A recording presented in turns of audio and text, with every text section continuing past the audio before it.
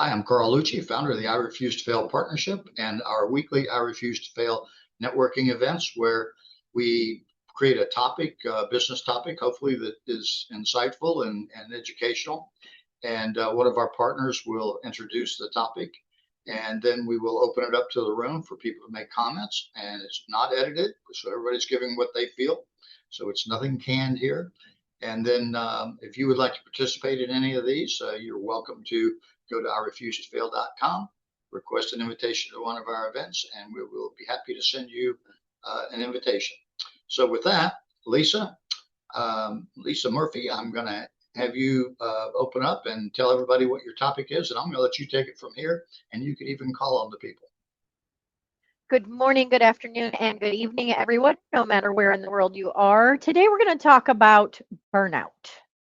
Burnout is a hot topic because a lot of people feel like they're experiencing it. Recently, Bluevine, an online banking company, did a research article in financial technology and found out that 71% of small business owners are experiencing burnout, and they relate it to financial anxiety.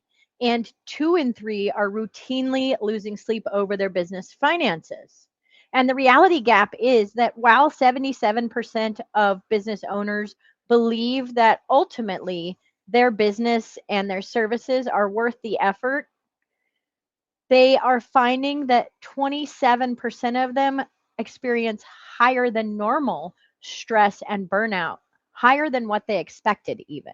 Because I think most of us in reality come into business thinking there's probably going to be a level of stress associated with this. Now, as a weird thing, I am going to counter Bluevine's research and say I believe that it's not just financial stress that creates burnout. As a matter of fact, in sales and operations, what I have found out over the last 35 years is burnout actually comes from two places. One, it comes from where we believe we should be at this point in time and us not being there. And two, it comes from us having to do the business side of business and not the part that brought us into business the first time, which is our zone of genius, the thing that we are awesome and excellent at, the thing that we do that gives us energy. And everything else behind that is the business that drags us down into burnout. I'd love to know your thoughts. Okay, I think honestly, because I've experienced it, I used to be a micromanager and I felt like I needed to be all things for all people. I needed to know everything. And so I would end up spending a lot of wasted time trying to do everything myself and instead of relying on other people. And to be honest with you, that's one of the reasons why I started networking back in 2010 was because even as a business consultant, the best way I felt I could take care of my clients would be have people who knew things that I didn't know or didn't want to have to learn so that I could teach them. And so the philosophy is, do what you do best and farm out the rest. And the anxiety and the stress level came down quite a bit. So, So what do you think of that? would you be willing to say then that you found your zone of genius and then decided just to work in your zone of genius? Yeah, I don't know if I'd call it genius or not, but it was my expertise. I found out what I did best, and then just the sales and marketing is the major part of my consulting that I do, and that's what I focus on most with people. I mean, I do help in other areas, but because I do have a background in a lot of things, but I try to let the professionals that do those areas, I've kind of farmed that out to the people I network with. Excellent. Awesome. And I love that you said that once you got into that zone, you used a little bit different word, but once you got into that space of what you knew you wanted to do and where you felt most effective is Right. what brought your stress down. It's not that you ended up being stress free. And I'm sure it's not that there aren't times where you have frustrations or challenges, even in what you do today. But the fact that you found that space where you were most comfortable, most happy, most skilled, and most passionate is what brought that stress down for you. Yeah. Is there anybody else out there experiencing burnout or stress or Anything? Everybody, this is such a happy group. Oh, Chris, come on down, Chris. Lisa, this is an incredible topic. It pertains to me perfectly. And I agree with all four of the things that you've brought up. Um, it is financial stress. It is 77% agreeing that it is worth it. Otherwise, we would drop out of it years ago. I have my why up on my wall next to my desk here. Um, and yet the financial stress is incredible. And yet, and believing I should be where I should be past where I believe I should be, right?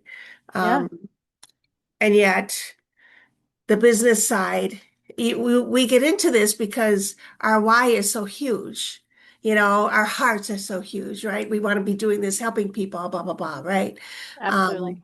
But our day to day is not all hearts and roses and compassion. It's paperwork, it's calling, it's the yeah.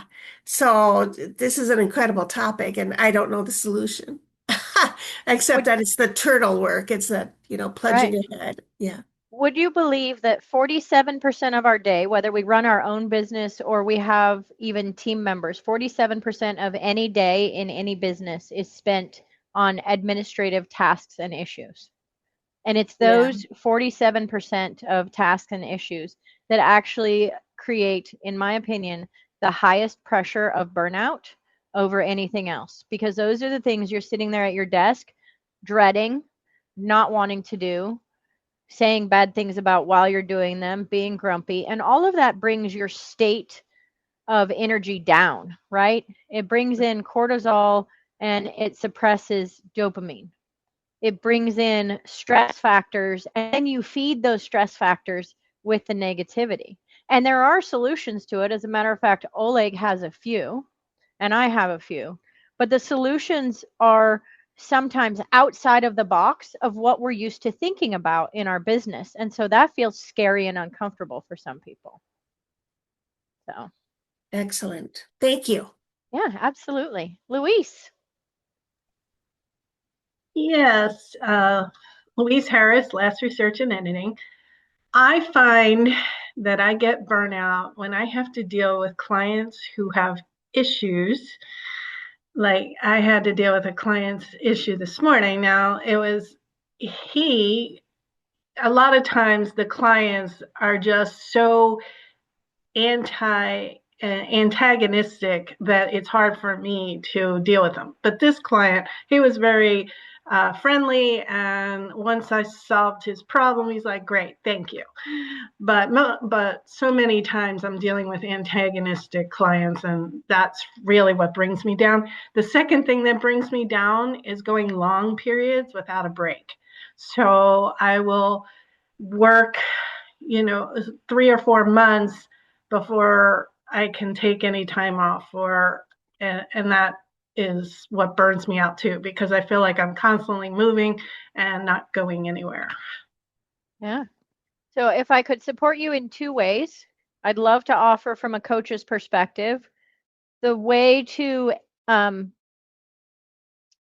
curb antagonism in your reluctant clients is to start with them telling you what the outcome is they desire, and to push them to tell you how they think that outcome is going to come about, and to ask them to explain to you what steps they believe are necessary for that outcome to happen.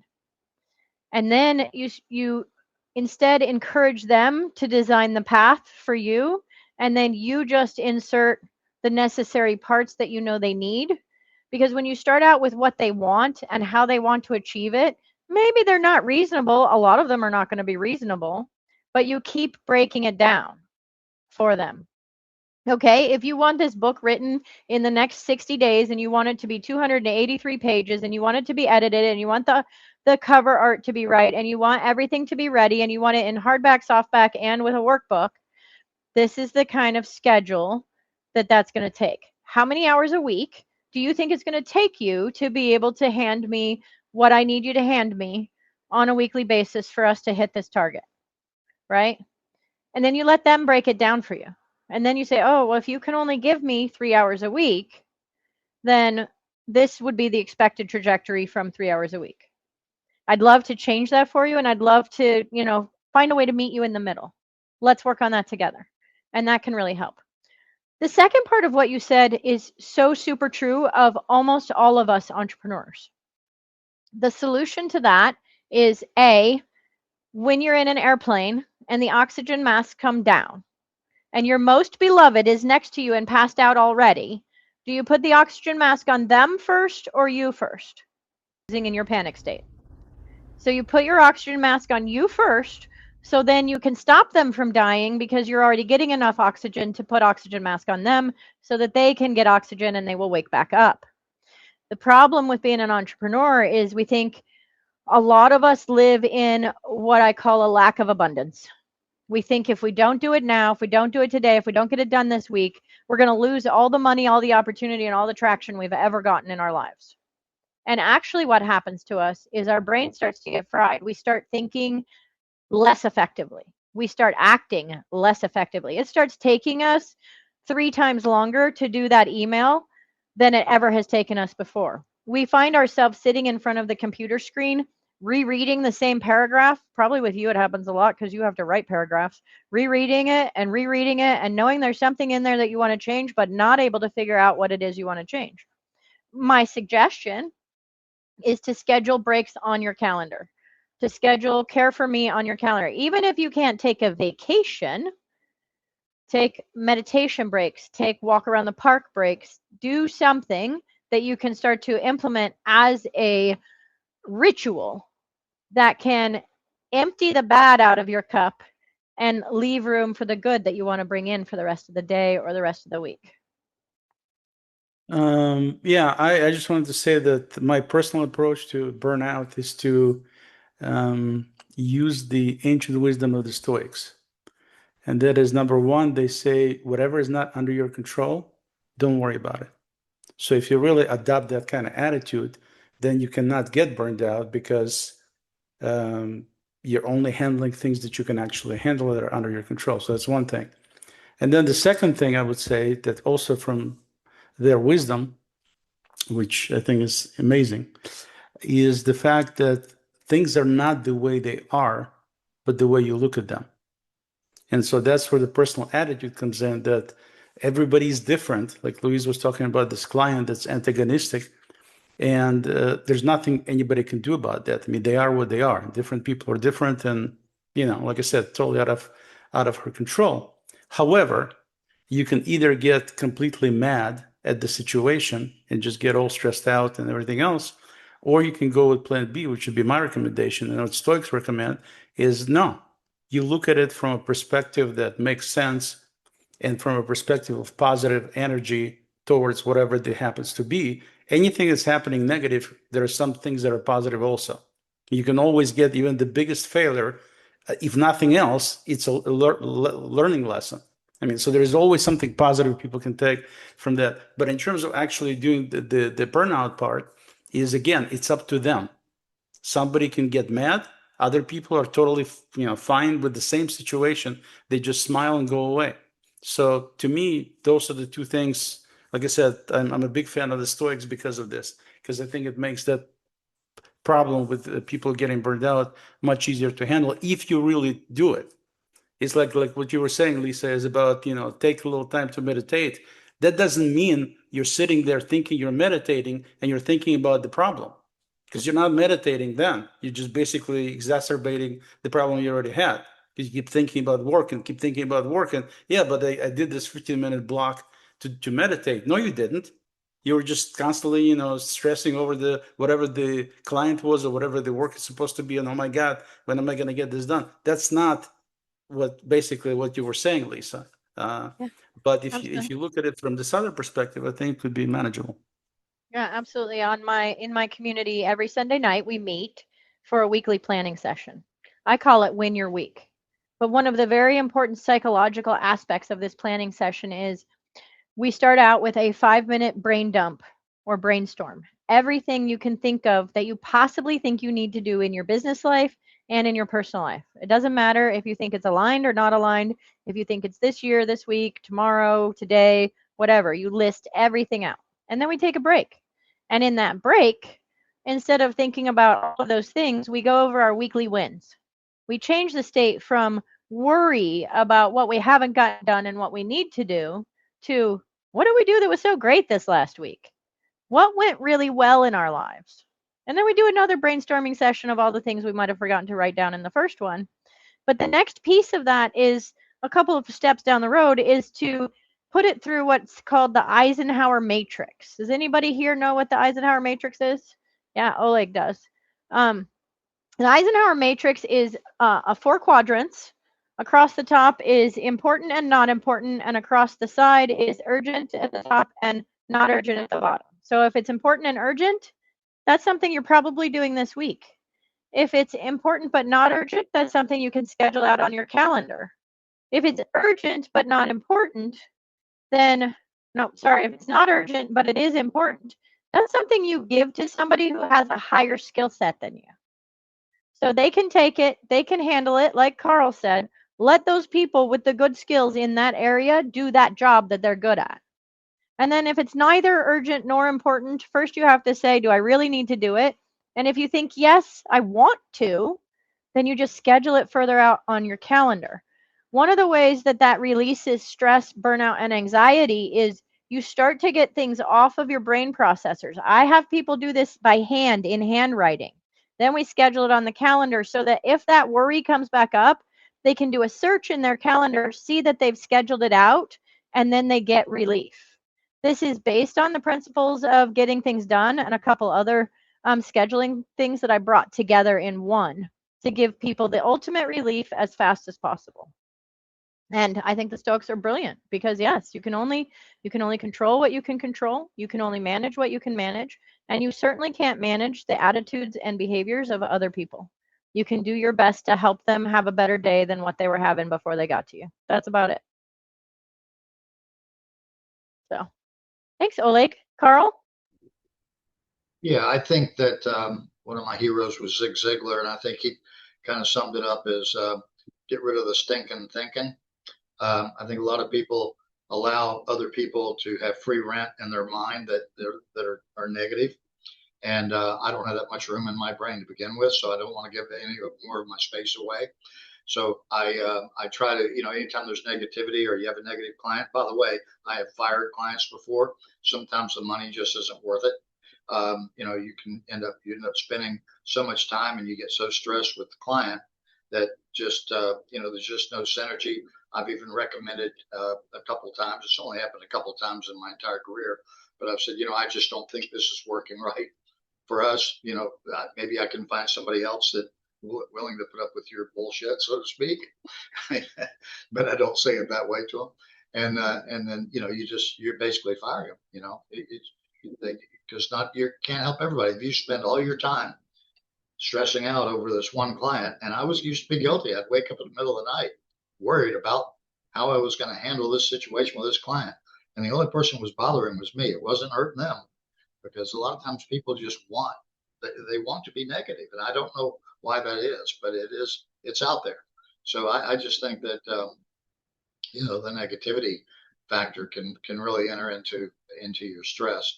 But we've only got about a minute left. But Lisa, if you want to tie this up, go ahead. Well, I want to go back to saying I think that is excellent, and I think that you can only manage what you can manage. It's okay to fire clients. I have fired several too. I may have said those words that Carl said he doesn't say because he's nicer, but sometimes I'm just not nice about it. It's okay.